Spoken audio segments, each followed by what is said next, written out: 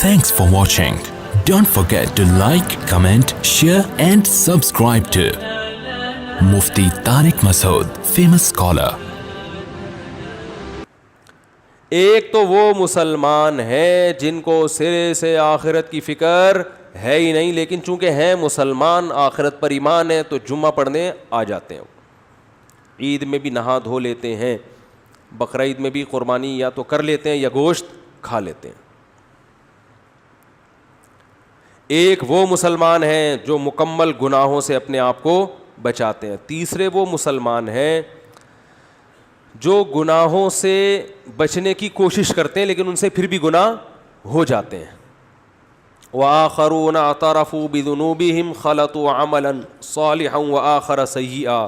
اللہ نے ایسے مسلمانوں کا بھی ذکر کیا قرآن کہ کچھ ایسے ہیں جو اپنے گناہوں کا اعتراف کرتے ہیں، انہوں نے اچھائیوں کو نیکیوں کے ساتھ ملایا ہوا ہے، لیکن ان کو فکر ہے کہ یہ چھوڑنے ہیں، کیونکہ ان کا اصل ہدف کیا ہے؟ آخرت۔ سوال پیدا ہوتا ہے جب ان کا اصل ہدف آخرت ہے، منزل ان کی آخرت ہے، تو پھر ان سے گناہ ہوتا کیوں ہے؟ گناہ بعض دفعہ اس لیے بھی ہو جاتا ہے کہ آپ اپنی عادت سے مجبور ہو چکے ہوتے ہیں، ہتھیار ڈال دیتا ہے انسان۔ دیکھو ایک بیمار آدمی چاہتا ہے نا کہ میری صحت اچھی ہو، صحت پر تو ہر ایک کا ایمان ہے نا، لیکن عادت پڑ گئی ہے چرس پینے کی، اس کو پتہ ہے کہ نقصان ہے، ہیروئن پینے کی عادت پڑ گئی، وہ دیکھ رہا ہے کہ میرے ساتھ میرے دوست جتنے بیٹھتے تھے ہیروئن پی پی کے سارے اس دنیا سے بولو چلے گئے، تو اب اگلا نمبر اس کو پتہ ہوتا ہے میرا ہے، لیکن پھر بھی پی رہا ہے۔ کیوں پیتا ہے؟ اس لیے کہ جب نشہ چڑھتا ہے تو اس کے لیے اپنے آپ کو برداشت کرنا، روکنا بہت مشکل، اتنا کانفیڈنس نہیں ہوتا اس میں، اتنی قوت برداشت نہیں ہوتی۔ تو اس طرح کے جو گناہگار ہیں یہ صرف چرسی اور ہیروئنچیوں میں نہیں ملیں گے آپ کو، یہ ان لوگوں میں بھی ملیں گے جو مادی نشہ نہیں کرتے، کیونکہ نشہ صرف چرس اور ہیروئن کا نہیں ہوتا، بہت ساری چیزوں کی عادت پڑ جاتی ہے۔ یہ جو جہیز کی لعنت ہے نا، نشہ ہی تو ہے، کلچر کو نشہ ہو گیا اس کا، کلچر نے من حیث الکلچر یہ سٹا لگانا، جہیز کا سٹا لگانا شروع کر دیا ہے، لہذا اب کہیں شادی میں جہیز نہ ہو تو پورے خاندان کو ایسا لگ رہا ہوتا ہے جیسے کسی چرسی کو چرس نہیں ملی، ہیروئنچی کو ہیروئن نہیں ملی، تو پورے خاندان کو ایسا عجیب سا فیل ہو رہا ہوتا ہے کہ یار یہ کیا ہو رہا ہے، کس قسم کی شادی ہو رہی ہے، یہ بھی نشہ ہے، چڑھ گیا دماغ پہ۔ اور بھی بہت سے نشہ ہیں، آپ نے جو قسم نہ توڑنے کی قسم اٹھائی بھی ہے وہ بھی ایک نشہ ہے نا، نہیں جاؤں گا، بس اب اشاروں میں بات چلے گی۔ خواتین بیان سنتی ہیں، وہ سارا مجمع بھاگ گیا ہے ہمارا، یہاں آتی تھی 2-4 رہ گئی ہیں، بس 2-4 خواتین رہ گئی، باقی ساری بھاگ گئی ہیں۔ تو من حیث القوم بھی کچھ عادتیں پختہ ہو جاتی ہیں، وہ پھر قوم کی باڈی کی ریکوائرمنٹ بن جاتی ہیں، یعنی قوم من حیث القوم یہ چاہ رہی ہوتی ہے بس یہ تو ہونا چاہیے۔ بعض قبائلی علاقوں میں یہ دستور ہے کہ ذرا سا بیگم پہ شک ہوا، ٹھا گولی سے اس کو اڑا دیا۔ ایک صاحب مجھے بتا رہے تھے کسی قبیلے کا واقعہ، کسی خاتون کو کسی آدمی کے ساتھ دیکھا، جان سے مار دیا۔ میں نے کہا یہ تو صحیح نہیں ہے، ثبوت کیا ہے کہ اس نے بدکاری کی نہیں کی، تو وہ کہنے لگے بھائی ہماری رسم ہے، ہمارے یہاں ایسا ہوتا ہے۔ اب وہ رسم چھڑوا نہیں سکتا کوئی بھی ان سے، قومی رسم بن چکی ہے،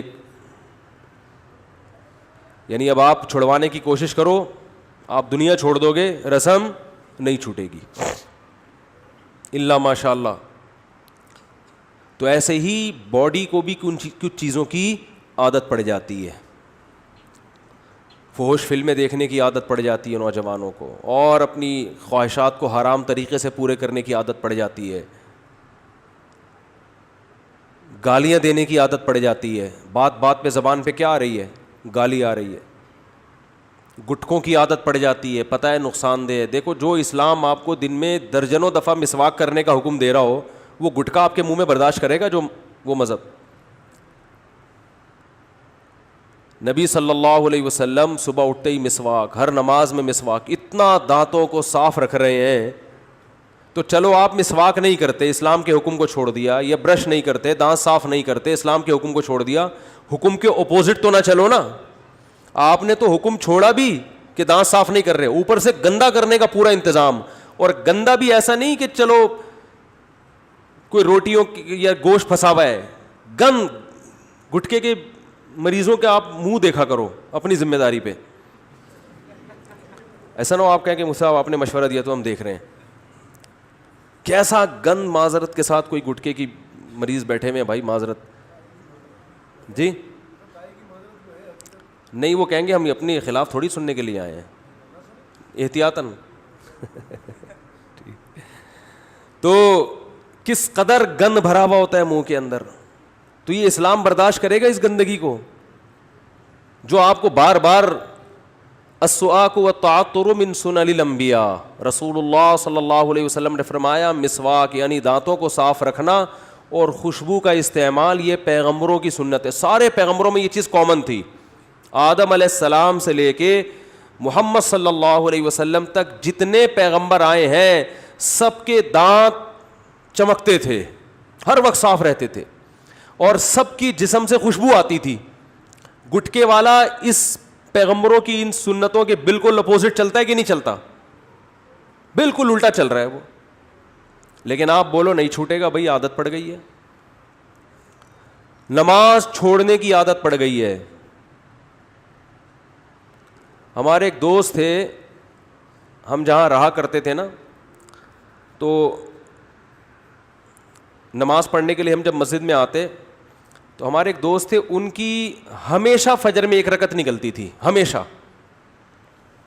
ہم ان سے کہتے تھے یار چلو کبھی ہو گیا، روزانہ ہی آپ کی ایک رکعت نکلی ہوئی ہوتی ہے. انہوں نے کہا کیا کروں یار، میں بس جب بھی پہنچتا ہوں یہ ہوتا ہے وہ ہوتا ہے، وہ یہ ہو جاتا ہے وہ ہو جاتا ہے، اور کچھ نہ کچھ ہو ہی جاتا ہے. ہم نے کہا چلو نماز جب 5 منٹ آگے ہوگی تو آپ کو مزید 5 منٹ کا ٹائم مل جائے گا، مزید 5 منٹ کا ٹائم مل جائے گا. تو چلو ابھی گرمیوں میں نماز ذرا جلدی ہو رہی ہے تو رات کو دیر سے سوتے ہوگے، صبح اٹھتے اٹھتے کوئی مسئلہ ہوتا ہوگا. تعویل کرتا ہے نا انسان، دوسرے کے بارے میں تو اچھی تعویل ہی کرنی چاہیے نا. اپنے بارے میں انسان بدگمان ہو، دوسرے کے بارے میں اچھا گمان رکھ. تو ہم اچھا گمان رکھتے تھے، ہم ان سے کہتے تھے کوئی بات نہیں. اب نماز جب 5, 10, 15 منٹ آگے ہوگی تو اب آپ کو ٹائم زیادہ مل جائے گا. 5 منٹ بھی آگے ہو گئی تو ایک رکعت تو مل جائے گی نا مزید. لیکن ہم دیکھتے تھے نماز 5 منٹ آگے، وہ بھی 5 منٹ آگے اسی حساب سے. نماز 20 منٹ آگے تو وہ بھی 20 منٹ آگے.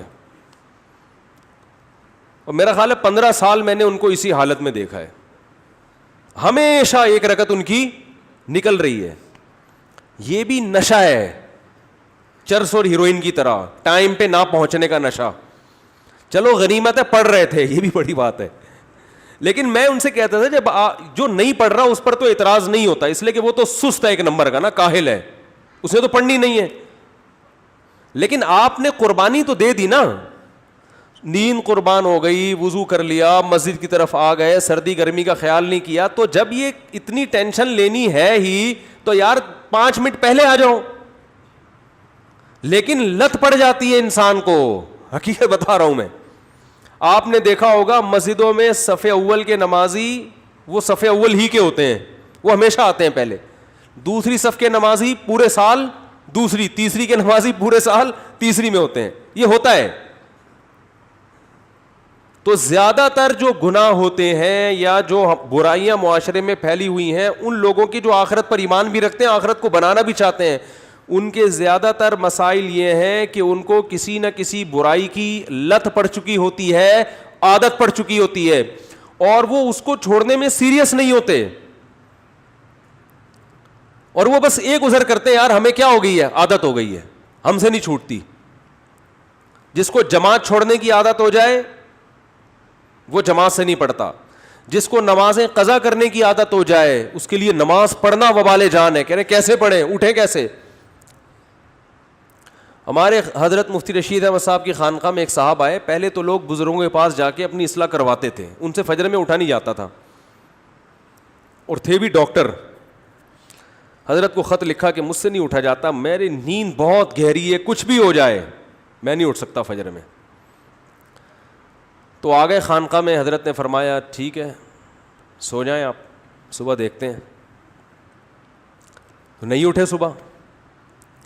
4 آدمیوں کے ذمے لگایا ان کو اٹھاؤ, لیکن وہ ایسی نیند, بھائی نہیں اٹھا, بھائی نہیں اٹھ سکتا, میں نہیں اٹھ سکتا بھائی, بہت سخت نیند آ رہی. تو 2-4 دفعہ حضرت نے ٹرائی کیا, دیکھا کہ یہ تمیز سے سمجھ میں ان کے بات نہیں آ رہی. ہاں تو مفتی رشید احمد صاحب رحمۃ اللہ علیہ کا وہ تماشا مشہور تھا. تو حضرت نے کچھ لوگوں کو ان کے ذمے لگایا کہ اٹھیں. جب نہیں اٹھے نا وہ, تو حضرت نے ان کو بتایا کہ ان سے کہو کہ میں آ رہا ہوں, اور پھر میں وہی تماچا لگاؤں گا جو ادھر لگایا تھا. تو حضرت فرماتے ہیں جیسے ہی میں گیا نا ایک دم تمیز سے اٹھ کے بیٹھے ہوئے.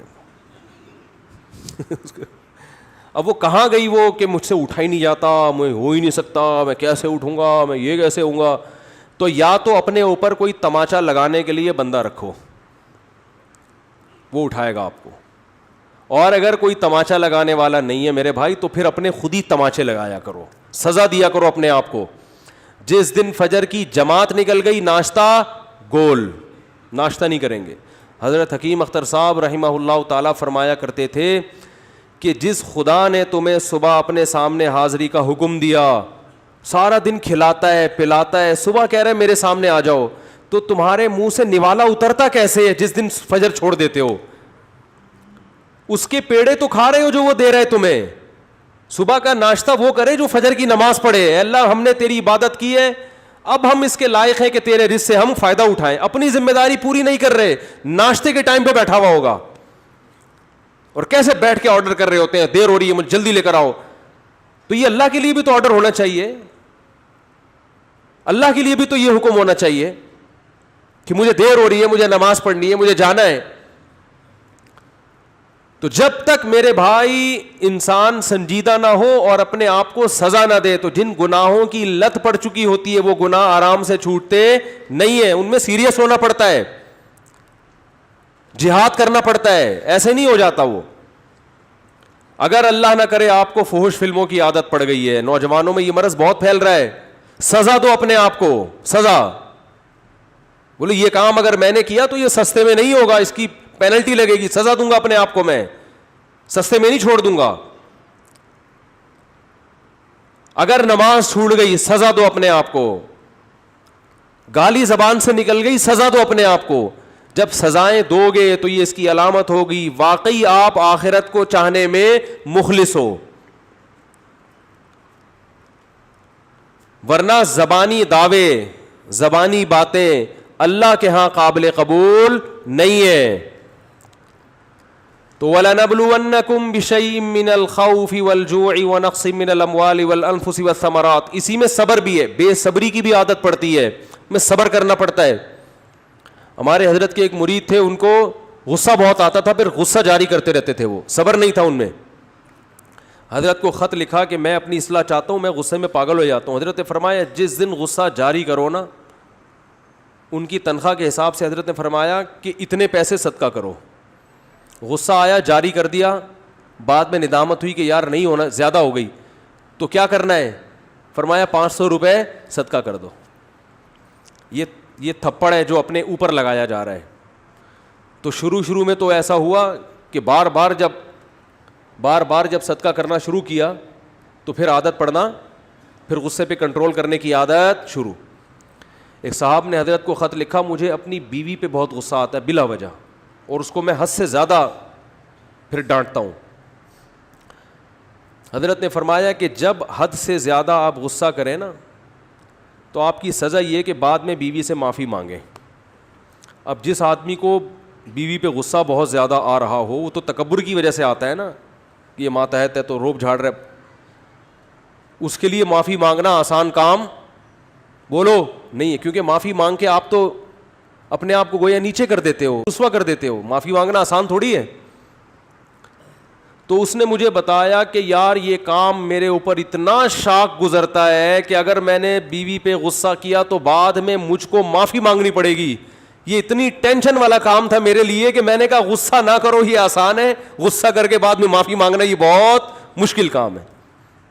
تو کچھ تو کرے, کچھ آگے قدم بڑھانا پڑے گا میرے بھائی. میں نے کہا تھا نا وہ ڈائری وائری لے کے بیٹھے, تو ہو سکتا ہے اب ڈائری مل گئی ہو آپ کو گھر میں. ایک ہفتہ تو میں نے کہا تھا تلاش کرنے میں لگے گا کہ اپنی خامیاں لکھیں اس ڈائری میں بیٹھ کے. بھائی بولا تھا نا, ارے کیا ہو گیا بھول بھلائیے, اتوار کے بیان میں بولا تھا کہ ڈائری لے کے بیٹھیں. اس میں ہمارے جو استاذ ہیں نا جن سے میں نے پڑھا ہے 92 میں ان کا میں نے پہلا بیان سنا تھا. وہ بیان ہی یہی تھا کہ اگر آپ آخرت چاہتے ہو نا تو ایک ڈائری لے کے اس پہ اپنی خامیاں لکھ دو. سب سے پہلے آپ کو پتہ تو چلے میرے اندر یہ برائی ہیں.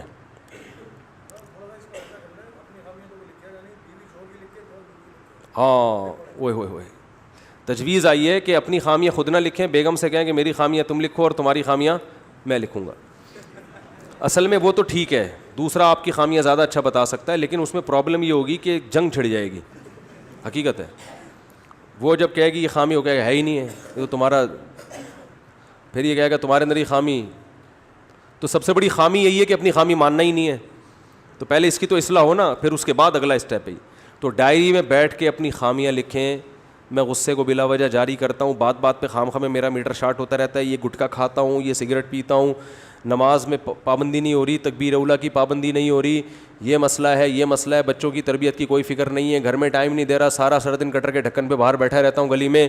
ٹھیک ہے نا, ایک ایک چیز بیٹھ کے لکھیں. لکھ کے نا دماغ انسان کا اس قابل نہیں ہوتا کہ سارا چیز کھوپڑی میں رکھے, وہ اپنے اس کو پیپر پہ لے کر آئے. ٹھیک ہے نا, پھر پیپر سنبھال کے رکھیں, ایسا نہ ہو کہ وہ پرچہ ہی گم جائے تو آپ کی ساری خامیاں مارکیٹ سے شارٹ ہو گئیں.